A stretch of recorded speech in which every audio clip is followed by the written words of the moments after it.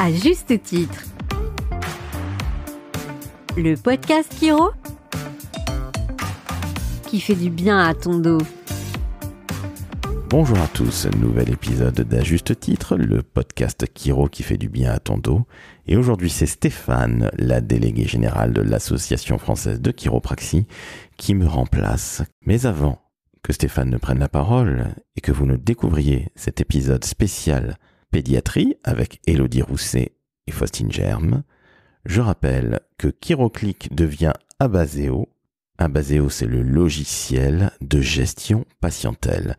Chers amis Chiro, si vous avez envie d'aller voir ce que c'est, allez sur le site abaseo.fr et Abaseo s'écrit A-B-A-S-E-O. Très bonne écoute en compagnie de Stéphane, Élodie et Faustine. Bonjour à tous, donc bienvenue dans le podcast À juste titre, dans un épisode consacré aujourd'hui à la chiropraxie pédiatrique. Je suis Stéphanie Drac, déléguée générale de l'Association française de chiropraxie et je remplace au pied levé notre excellent animateur habituel, Laurent François de l'agence Maverick. J'espère que vous serez indulgents avec ma prestation de ce jour. Aujourd'hui, j'ai donc le plaisir de recevoir Faustine Germe, qui est chiropracteur à Paris, et Élodie Rousset, qui est chiropracteur à Lyon. Je vais vous laisser, mesdames, nous en dire un petit peu plus sur chacune de vous. À dessein, je n'ai pas apporté encore trop de précisions parce que vous serez les plus à même pour tout nous dire.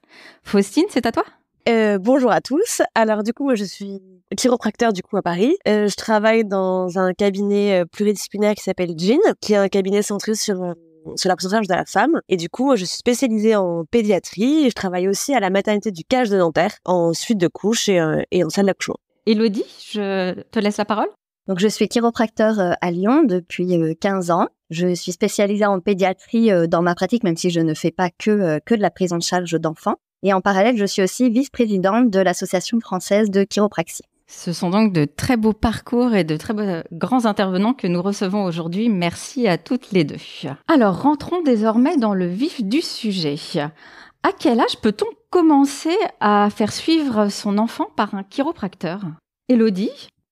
On peut commencer à prendre en charge un bébé dès sa naissance. D'ailleurs, souvent, les mamans que nous avons suivies pendant leur grossesse nous amènent naturellement leur petit. Et régulièrement, on a aussi des sages-femmes ou des pédiatres qui peuvent nous les adresser, surtout quand la naissance a été compliquée ou quand ils ont repéré des choses dans les premières consultations. La naissance, c'est vrai que c'est un moment compliqué, mais la nature est quand même bien faite. L'accouchement, c'est un mécanisme naturel, physiologique. Les os du crâne, d'ailleurs, sont pas encore soudés et ils peuvent s'adapter aux contraintes du bassin au moment de l'accouchement pour que le bébé puisse sortir.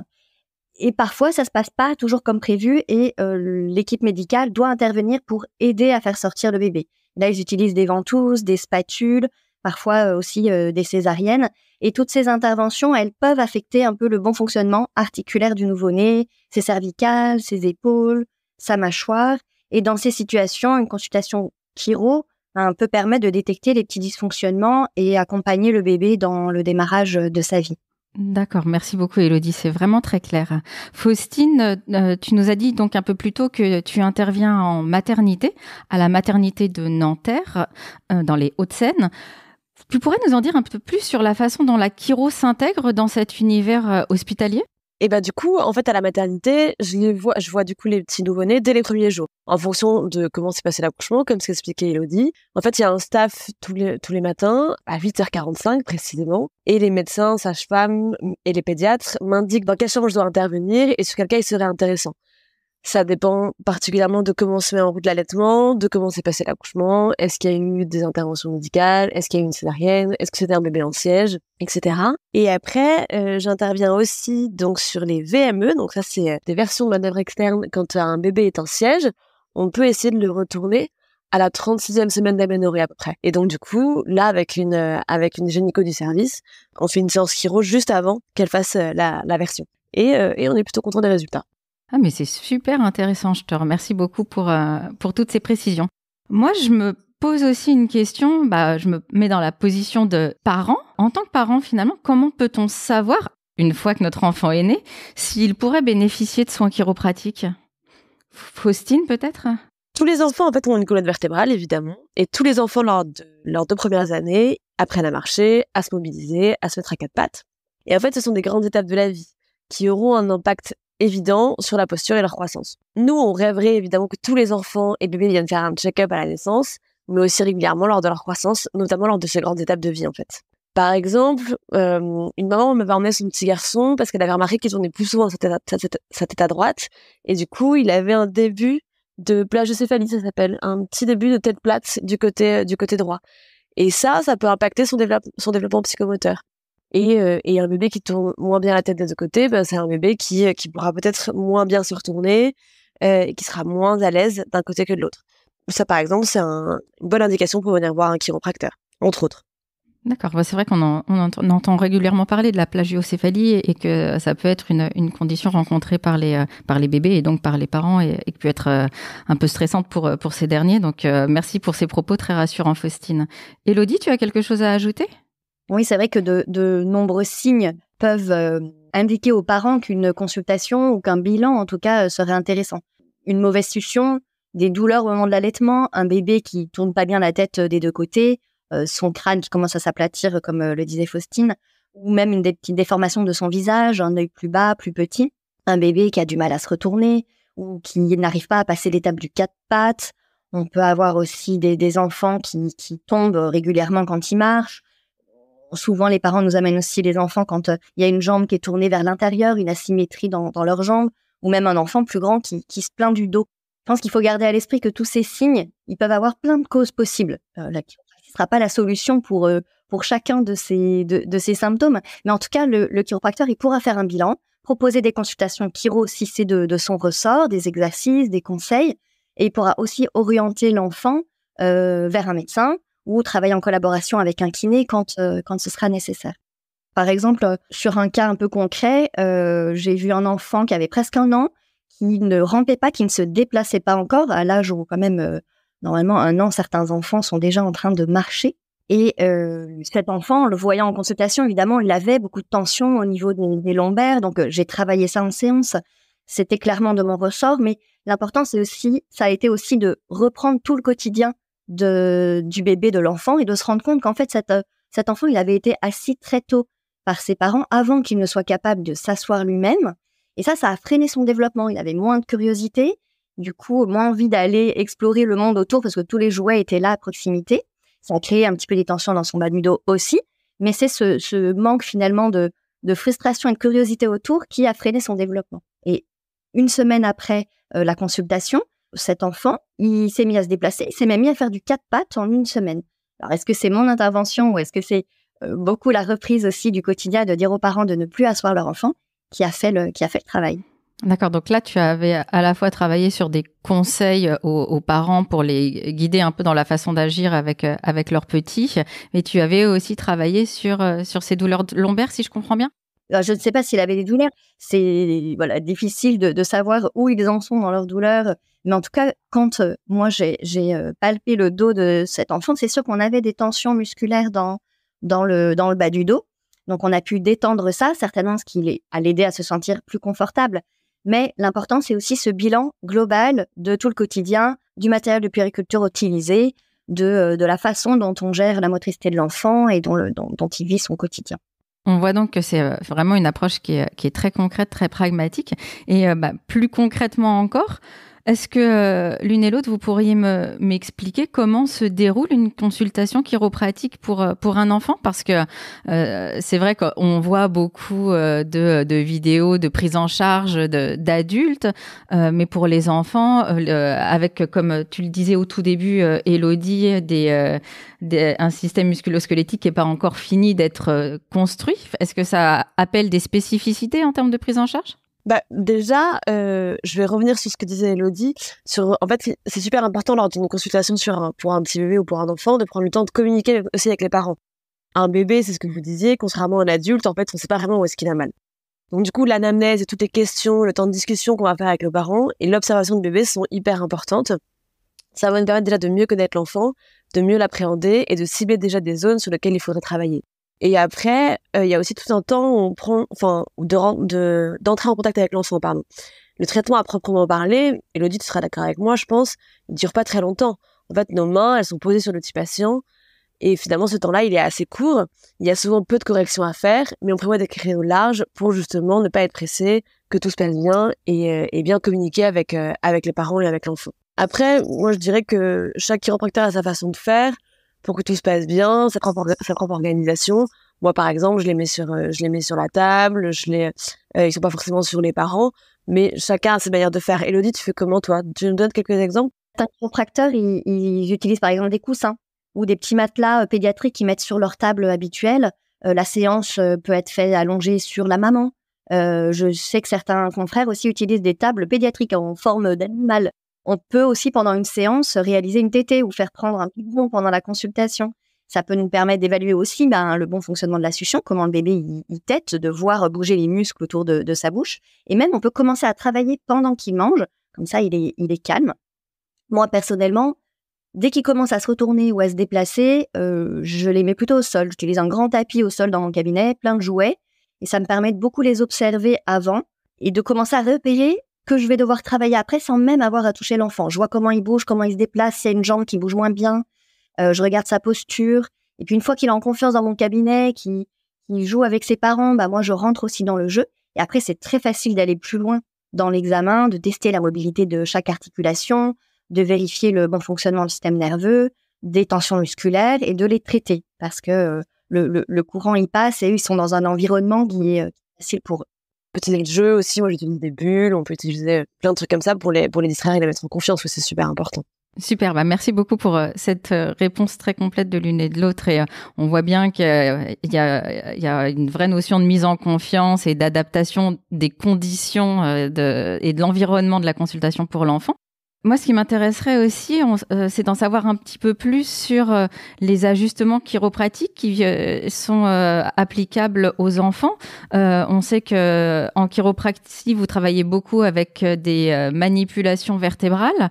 Est-ce qu'il y a des spécificités s'agissant des manipulations vertébrales et des ajustements chiropratiques en général pour les petits par rapport aux adultes?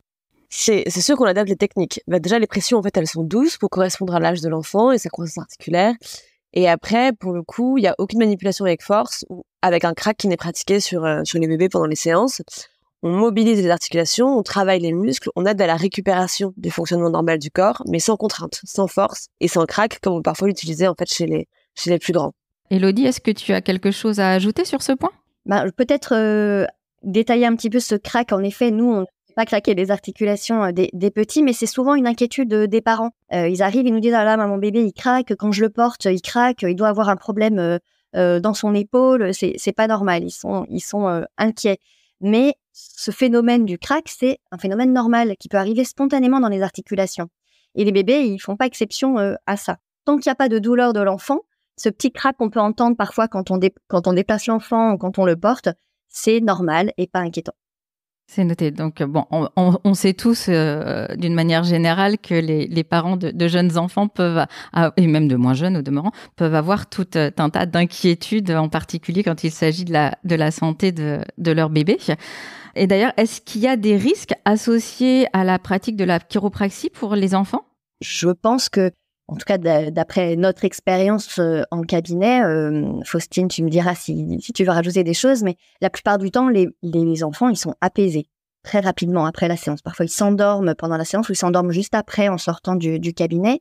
En termes de réactions plus gênantes, parfois, il y a de la fatigue, une perturbation de leur rythme un peu habituel. Donc, leurs siestes vont être décalées sur les journées qui suivent la séance. Ils vont avoir plus faim, plus d'appétit. Parfois, il y a un petit peu des troubles digestifs. Par exemple, ils vont faire une énorme selle, un énorme caca le jour de la séance. Parfois, c'est même ce qu'on cherche, des bébés qui viennent très constipés et on est bien content qu'elles arrivent. Mais toutes ces réactions sont temporaires. Voilà, quelques jours maximum après la séance. Et il n'y a pas vraiment d'études qui existent sur le sujet. Mais la plupart des études tendent à montrer que les risques graves, eux, sont extrêmement rares. Merci beaucoup, Élodie, pour ces précisions. Il y a une question également que je me posais parce que donc là on parle de petits patients que vous allez possiblement suivre et que vous avez déjà possiblement suivis sur le long terme. Est-ce que vous constatez des avantages à long terme pour les enfants qui reçoivent des soins chiropratiques réguliers?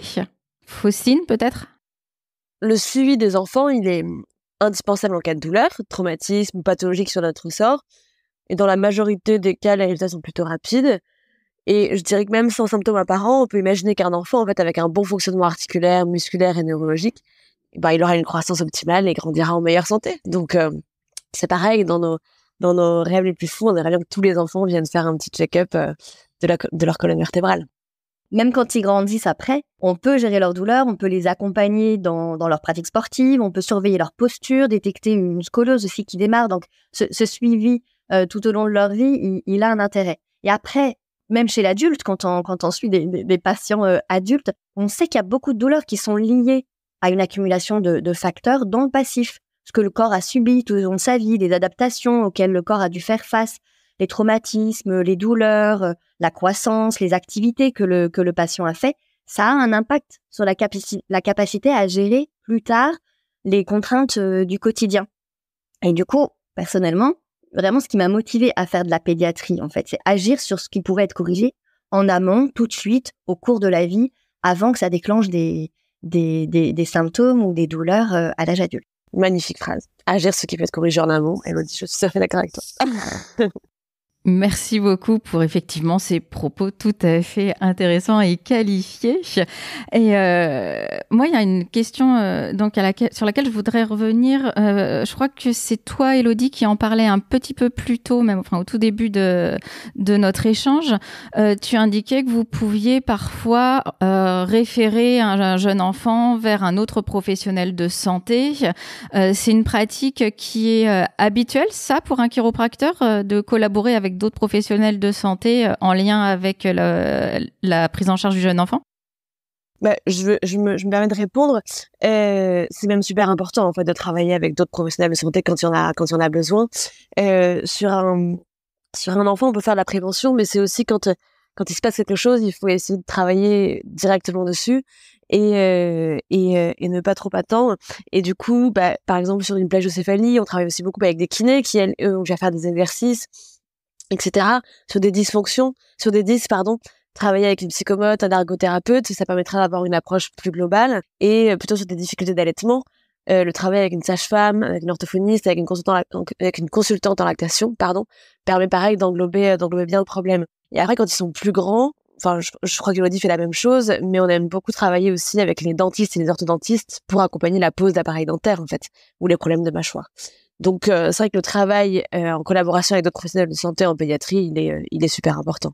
Et il se fait très bien, d'ailleurs.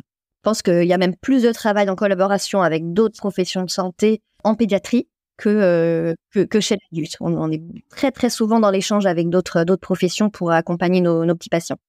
C'est vrai que, alors là, je pense à un point personnel, mais qui entre en écho avec vos propos. C'est vrai que quand j'avais emmené ma fille, qui est une grande, chez l'orthodontiste, il avait constaté un décalage entre ces deux mâchoires et il m'avait notamment expliqué que ça pouvait avoir un rôle sur ces problèmes d'équilibre et que un décalage des dents pouvait générer un déséquilibre complet chez l'enfant. Donc, j'avais été assez surprise de l'apprendre et vos propos donnent effectivement du sens et puis des solutions à ce type de problèmes qu'on peut tous rencontrer avec nos enfants, y compris quand ils grandissent.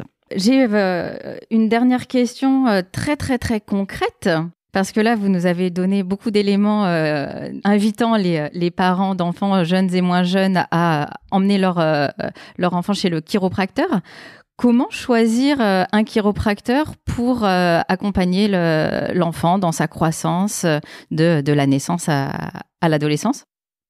Comment choisir Tous les chiropracteurs peuvent théoriquement prendre en charge des enfants.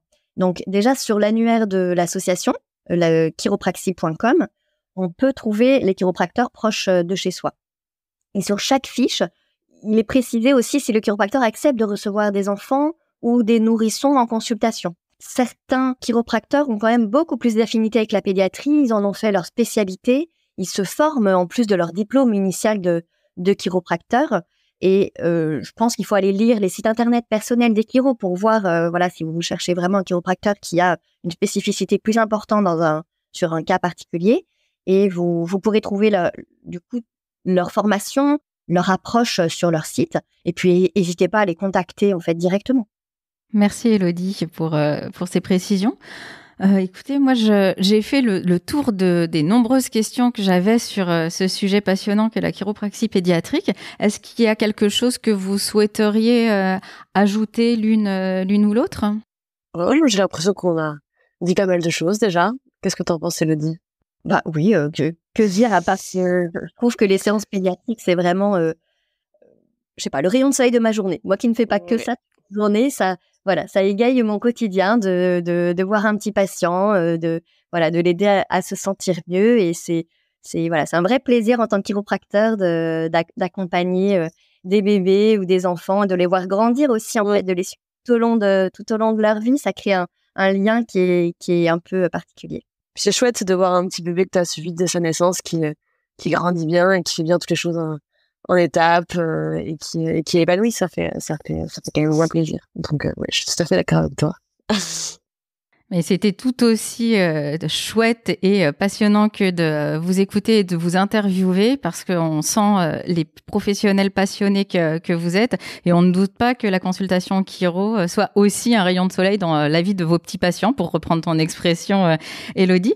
Il me reste désormais à vous remercier toutes les deux. Merci beaucoup, Faustine. Donc, je rappelle que Faustine Germe est chiropracteur à Paris dans le cabinet Jean. On dit ça comme ça, Jean ? Ouais, exactement. Et qu'Élodie Rousset est donc chiropracteur à Lyon, spécialisée en pédiatrie, et c'est également la vice-présidente de l'Association française de chiropraxie. Je vais terminer en remerciant également nos auditeurs qui sont toujours plus nombreux sur ce podcast à juste titre. Et je vais vous souhaiter à toutes et à tous une bonne journée. À très bientôt. Si cet épisode vous a plu, j'espère que vous noterez 5 étoiles sur Apple Podcast, 5 étoiles sur Spotify. Abonnez-vous évidemment à juste titre le podcast Chiro qui fait du bien à ton dos. Et n'hésitez pas à laisser un joli commentaire. Merci à vous et à très vite pour un nouvel épisode d'À juste titre, le podcast Chiro qui fait du bien à ton dos.